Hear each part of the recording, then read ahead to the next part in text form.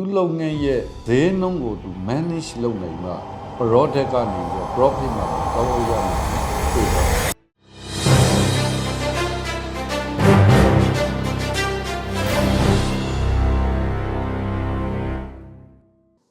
ကဘာကျော်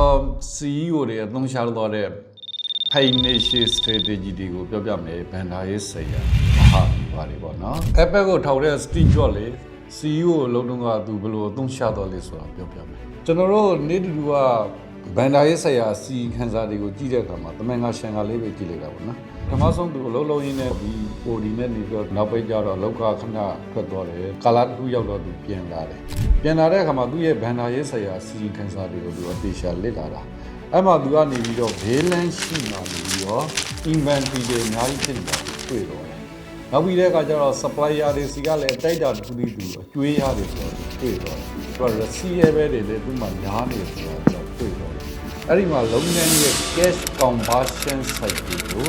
သူအသေးချာအသုံးချရမယ်ဆိုပြီးတော့သူကမြင်သွားတယ်အဲ့လိုမြင်သွားတဲ့အခါမှာသူ view ဟာဆွဲတယ် financial strategy ပေါ့ efficiency and premium margin ဆိုတာဆွဲထုတ်လိုက်တယ် cash conversion cycle ကိုကောင်းကောင်း manage လုပ်နိုင်တာလုပ်ငန်းအတွက် efficiency ရတယ်သူလုပ်ငန်းရဲ့ဈေးနှုန်းကိုသူ manage လုပ်နိုင်တာ product ကနေပြီးတော့ profit မှာကောင်းအောင်ရမယ်ဆိုတော့တွေ့တော့တယ်အဲ့မှာသူရှိသမျှ inventory တွေကိုရောင်းတယ်အဟောက်တွေရအကောက်တွေရအစုပ်တွေအကုန်ရောင်းတယ်ရောင်းပြီးတဲ့အခါကျ product ကိုဒီထက်ကောင်းအောင် premium ဖြစ်အောင်လုပ်တယ်ပြီးတော့ဈေးနှုန်းကိုလည်း switch တယ်အဲ့မှာသူ profit မှာဒီကိုအများကြီး switch တယ်လို့ရတယ်အဲ့မှာ Apple ဟာဘာလို့တော့လို့ဆိုရင်ဒီနေ့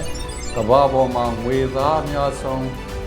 cash reserve လက်ထက်မှာအားအကောက်ဆုံးတန်ဖိုးဖြစ်လာတယ်အဲ့ဒီမှာသူနေပြီးတော့အဲ့ဒီငွေသားတွေကိုနောက်ထပ်ဒီ product ကို expansion လုပ်လို့ရအောင် related product တွေကို ship လုပ်ရအောင်ပြီးတော့ research and development မှာ investment လုပ်တယ် technology တွေမှာ investment လုပ်တယ်အဲ့လိုနဲ့နေပြီးတော့ကဘာပေါ်မှာနေပြီးတော့ Apple ဟာနာမည်ကြီးသွားတယ်